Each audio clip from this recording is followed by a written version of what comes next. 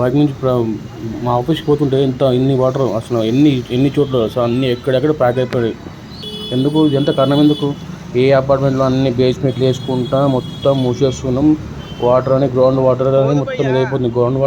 Ground లోపలికి పోనీ chance లేదు ఎక్కడ కూడా. ఎట్లా అవుతుంది ఇక చెప్పి వాటర్ ఇట్లయితే?